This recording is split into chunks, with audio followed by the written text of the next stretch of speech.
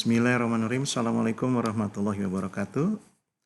Bapak Ibu guru hebat seluruh Nusantara yang sedang melaksanakan PPK Diklat dalam jabatan pada tahun 2023, mudah-mudahan dalam keadaan sehat selalu. Kali ini akan saya membawakan lanjutan dari LK 2.2, yaitu bagaimana mudahnya mengerjakan LK 2.3. Jangan lupa subscribe supaya channel ini terus berkembang. Kita lanjutkan saja. Untuk kali ini, untuk pengerjaan LK 2.3 sudah masuk ke langkah ke-6, yaitu pembuatan rencana aksi. Dalam pembuatan rencana aksi ini dilaksanakan dalam 3 hari, masing-masing 7 jam pelajaran, sehingga totalnya adalah 21 jam pelajaran.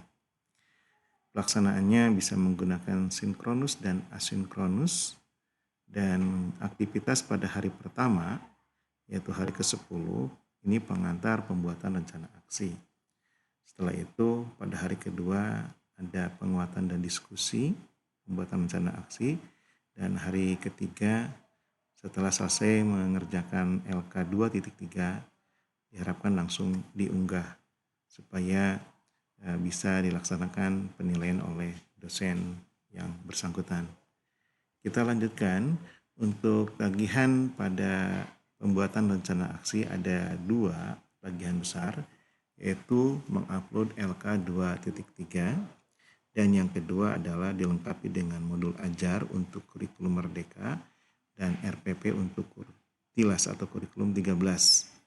Selain itu dilengkapi juga dengan bahan ajar, media pembelajaran, LKPD, dan kisi-kisi instrumen dan rubrik penilaian. Ini tagihan yang harus Bapak Ibu upload di LMS.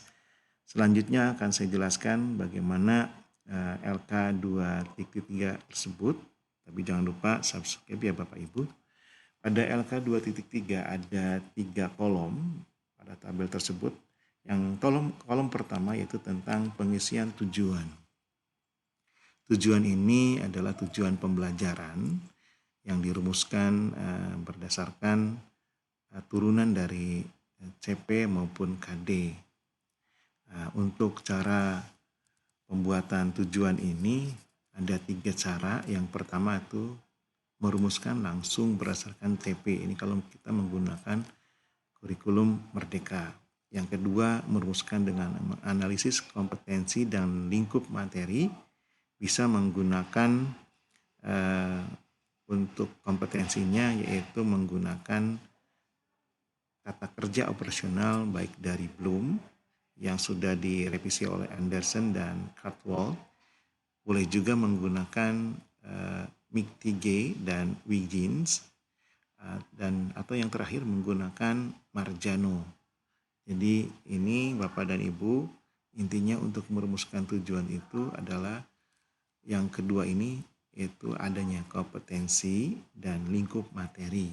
Nah, lingkup materi ini maksudnya kalau kompetensi yang tadi yang menggunakan Bloom, McTighe, dan Marjano, sedangkan untuk lingkup materi ini adalah difokuskan pada pokok bahasan yang Bapak Ibu akan laksanakan.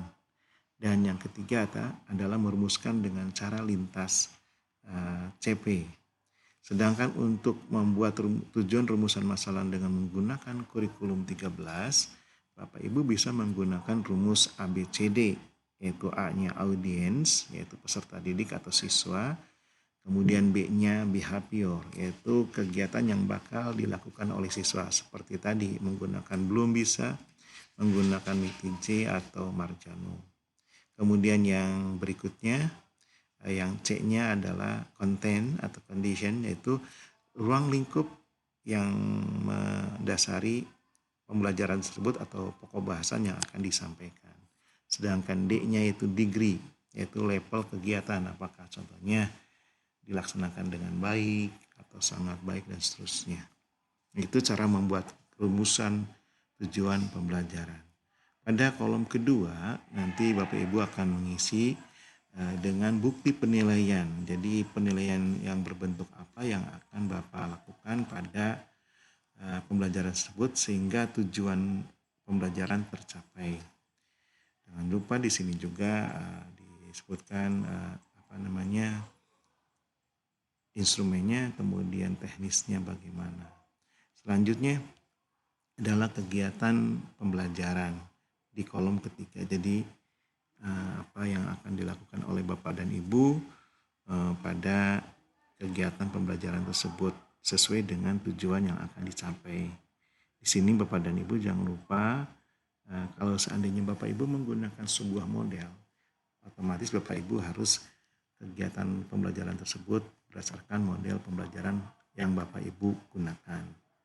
Ini cara mengerjakan LK 2.3, nanti akan langsung kita praktekkan. Berikutnya penjelasan bagaimana LK 2.3 ini mendapatkan penilaian. Seandainya tidak mengerjakan LK, maka poinnya 0, tidak lengkap dalam pengisian kolom 1 poin, mengerjakan seluruh kolom namun terdapat kelemahan di 2 aspek, poinnya 2, mengerjakan seluruh kolom namun terdapat kelemahan di 1 aspek, poinnya 3, dan kalau lengkap, ada ketepatan dalam perumusan tujuan, kesesuaian antar semua komponen, maka poinnya 4. Nah, ini rubrik untuk penilaian 2.3. Selanjutnya, bagaimana Bapak Ibu nanti untuk kelengkapan yang dokumen yang Bapak Ibu upload, yaitu adalah kelengkapan modul ajar dan yang lainnya. Di sini untuk RPP yang menggunakan kurikulum 2013, komponen dalamnya adalah ada identitas, tujuan pembelajaran, langkah pembelajaran, asesmen formatif, sumatif, dan lampiran. Kalau modul lebih lengkap lagi untuk kurikulum Merdeka, maaf.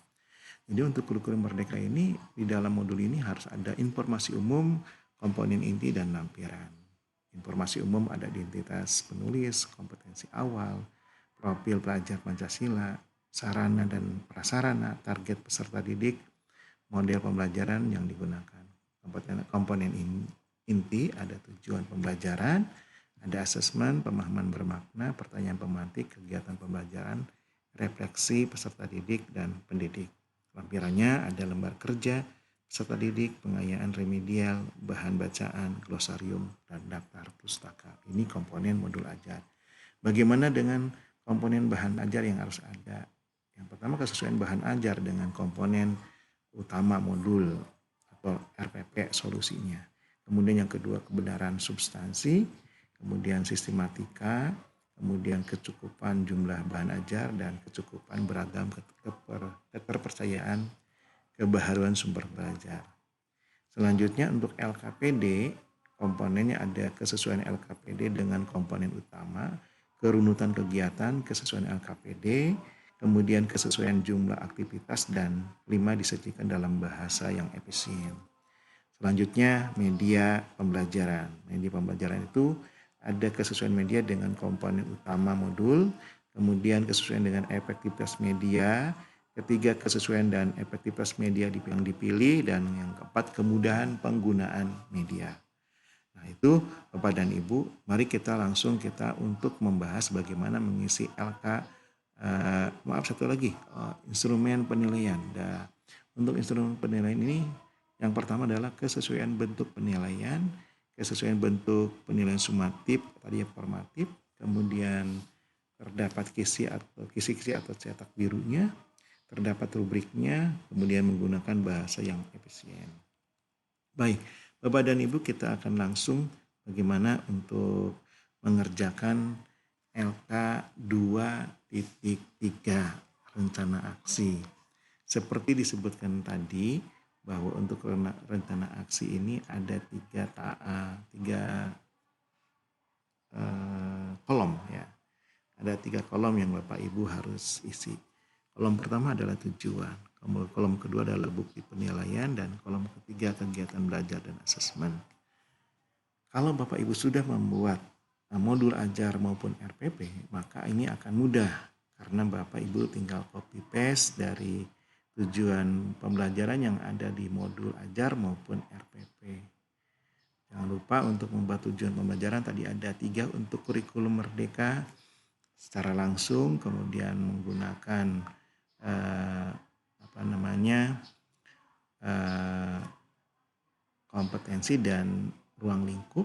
Yang ketiganya adalah lintas CP. Sedangkan untuk tujuan pembelajaran menggunakan RPP 2013 yaitu menggunakan rumus ABCD, audien, behavior, kemudian konten, dan degree. Baik, kita langsung saja. Ini seumpamanya kita akan mengisi LKPD 2.3 yang nyambung dengan 2.2 sebelumnya, di mana contohnya 2.2 sebelumnya adalah masalah yang diangkat adalah pembelajaran yang monoton, kurang interaktif pada pembelajaran naratif teks. Nah, di sini adalah naratif teks, khususnya yang mengetengahkan adalah legenda Indonesia. Baik, kita bagaimana cara mengisinya? Kita langsung copy paste dari tujuan pembelajaran di RPP maupun modul ajar. Nah, kita lihat untuk tujuan ini. Nah, Bapak dan Ibu bisa lihat, ini sudah saya tampilkan cara pengisiannya. Nah, Bapak dan Ibu, ini hasil dari copy paste yang sudah dibuat di tujuan pembelajaran yang Bapak Ibu nanti sebelumnya harus dibuat. Di sini sudah terlihat jelas bahwa untuk kolom pertama pada tujuan adalah sebagai berikut. Contohnya, setelah melakukan kajian pada CP Bahasa Inggris fase E, maka tujuan pembelajaran yang akan dicapai adalah sebagai berikut. Satu, contohnya nanti berhubungan dengan teks naratif ya, menyampaikan opini tentang teks naratif legenda Indonesia. Yang kedua, mengevaluasi secara detail inti dan teks naratif legenda Indonesia. Dan ketiga, menulis sebuah teks naratif legenda Indonesia. Ini dilengkapi juga dengan profil pelajar Pancasila yang hendak dicapai, yaitu di sini contohnya ada dua, yaitu gotong royong dan kreatif. Jadi tidak semua profil pelajar Pancasila dalam satu pembelajaran kita akan nilai. Kemudian yang kedua, Bapak Ibu, kita bergeser kepada kolom yang kedua, yaitu tentang bukti penilaian. Bukti penilaian pada dasarnya ada dalam sebuah pembelajaran itu ada tiga, yaitu penilaian awal, penilaian di tengah atau waktu proses pembelajaran, dan penilaian akhir proses pembelajaran. Pada kurikulum Merdeka, penilaian awal itu sering disebut dengan penilaian formatif. Contohnya di sini menggunakan pretest sebagai tes diagnostik. Nah, di sini instrumen yang digunakan contohnya grafik perkembangan, teknisnya menggunakan tes tulis, dan KKTP-nya nanti dikonsultasikan dengan interval yang sudah dibuat. Pada pertengahan atau pada pelaksanaan pembelajaran, nah ini juga masih dalam bentuk penilaian formatif ini dilaksanakan pada waktu proses pembelajaran, di mana penilaian formatif yang digunakan yang pertama yaitu penilaian sikap pada profil pelajar Pancasila. Ini bisa menggunakan instrumen checklist, kemudian tekniknya observasi, dan KKTP-nya interval. Kemudian penilaian karena ini menggunakan pembelajaran PJBL atau Project Based Learning, maka penilaian yang dilakukan adalah penilaian project berbasis LKPD. Jadi LKPD sebagai panduan untuk mengerjakan penilaian project. Di sini yaitu terdiri dari instrumen rubrik, kemudian tekniknya project, KKTP-nya interval. Dan pada menjelang akhir pembelajaran itu ada survei pelaksanaan pembelajaran, apakah pembelajaran yang dilaksanakan oleh guru ini dan diterima oleh siswa bagus atau tidak. Kita menggunakan instrumennya angket dan tekniknya survei dengan KKTP interval. Pada akhir pembelajaran maka dilakukan yang disebut dengan penilaian sumatif. Ya, sumatif satu capaian pembelajaran. Dalam penilaian sumatif ini berarti kalau kita pada awalnya sudah melaksanakan pretest, kita akan melaksanakan post-test. Nah, post-testnya itu instrumennya dalam bentuk grafik perkembangan dan teknisnya teknis tes tulis dan KKTP-nya interval. Nah, kegiatan ini harus kita jelaskan bagaimana kegiatan yang dilaksanakan selama pembelajaran tersebut. Nah, pada kegiatan pembelajaran di kolom ketiga ini, maka kita harus merujuk kepada pembelajaran yang digunakan. Contohnya ini menggunakan model pembelajaran proyek Bus Learning PBL dengan 3 kali pertemuan contohnya. Pada pertemuan pertama, ini sudah kelihatan ada kegiatan pendahuluan. Dan kemudian yang kedua adalah menentukan pertanyaan sebagai sintak dari PJBL itu sendiri. Jadi menentukan pertanyaan dasar. Dan kemudian yang ketiga, yang bagian C, membuat desain project ya. Nah, di sini kan sesuai dengan asesmennya, di sini guru akan melakukan asesmen gotong royong selama proses pembelajaran tersebut. Nah, kemudian pada masih pertemuan pertama setelah tadi mendesain, kemudian menyusun mengorganisasi kelompok dan penjadwalan, dan diakhiri dengan pembelajaran itu dengan penutup. Kemudian dilanjutkan ke pertemuan kedua. Pertemuan kedua juga sama, ada pendahuluan. Kemudian yang berikutnya adalah sintak dari PJBL itu sendiri, yaitu memonitoring kemajuan proyek. Nah, ini guru melakukan asesmen kreatif ya untuk asesmen profilnya. Nah, jadi Bapak dan Ibu pada waktu kegiatan sintak memonitor ini dilakukan oleh guru juga, yaitu asesmen kreatif. Kemudian karena kegiatan pembuatan proyek ini memakan waktu yang lama, maka kegiatan ini cukup lama, kemudian diakhiri dengan penutup pembelajaran. Selanjutnya pada pertemuan ketiga juga sama, didahului dengan pendahuluan. Kemudian dilanjutkan dengan sintak berikutnya, yaitu sintak berikutnya adalah penilaian proyek. Di sini guru melakukan kegiatan presentasi dan guru melakukan penilaian produk tersebut yang dihasilkan oleh kelompok. Kemudian setelah selesai, sebelum berakhir pada kegiatan penyajian hasil proyek tersebut, dilakukan pengisian survei oleh siswa. Apakah pembelajaran yang dilaksanakan menyenangkan atau tidak dan sebagainya.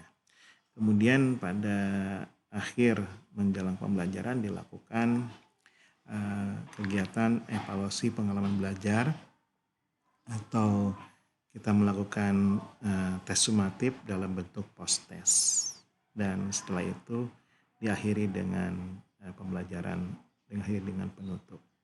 Dan pada penutup ini guru setidaknya memberikan informasi pembelajaran yang akan datang adalah pembelajaran yang lain lagi tentunya. Demikian untuk pengisian LK 2.3, semoga bermanfaat. Assalamualaikum warahmatullahi wabarakatuh.